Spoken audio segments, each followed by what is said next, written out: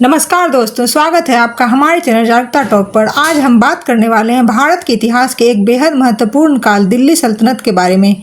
अगर आप इतिहास को आसान और रोचक तरीके से समझना चाहते हैं तो इस वीडियो को अंत तक जरूर देखें।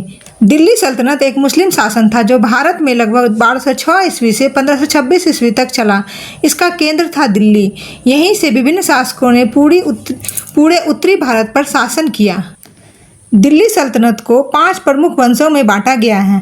पहला वंश गुलाम वंश, इसकी स्थापना कुतुबुद्दीन ऐबक ने की थी। इसके बाद इल्तुतमिश और रजिया सुल्तान जैसे शासकों ने शासन किया। रजिया सुल्तान भारत की पहली और एकमात्र महिला सुल्तान थी। दूसरा वंश खिलजी वंश, इस वंश के सबसे प्रसिद्ध शासक थे अलाउद्दीन खिलजी। उन्होंने दक्षिण भारत तक अपने साम्राज्य का विस्तार किया और बाजार नियंत्रण जैसी नीतियाँ लागू की। तीसरा वंश तुगलक वंश, इस वंश के शासक मोहम्मद बिन तुगलक अपने अजीब फैसलों के लिए जाने जाते हैं। उन्होंने राजधानी को दिल्ली से दौलताबाद के ले जाने की कोशिश की जो असफल रही। चौथा वंश सैयद वंश, यह वंश ज़्यादा शक्तिशाली नहीं था और धीरे धीरे कमज़ोर पड़ गया।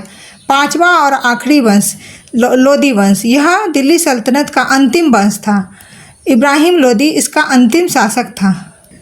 1526 में पहली पानीपत की लड़ाई में बाबर ने इब्राहिम लोदी को हरा दिया। इसी के साथ दिल्ली सल्तनत का अंत हुआ और मुगल साम्राज्य की शुरुआत हुई।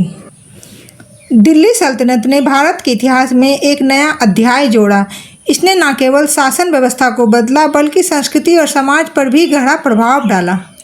तो दोस्तों, आज हमने इस छोटी सी वीडियो के माध्यम से सल्तनत काल के 5 वंशों के बारे में समझा और जाना। इसी तरह के छोटे छोटे वीडियो के माध्यम से इतिहास को पढ़ने और समझने के लिए हमारे चैनल को सब्सक्राइब करें।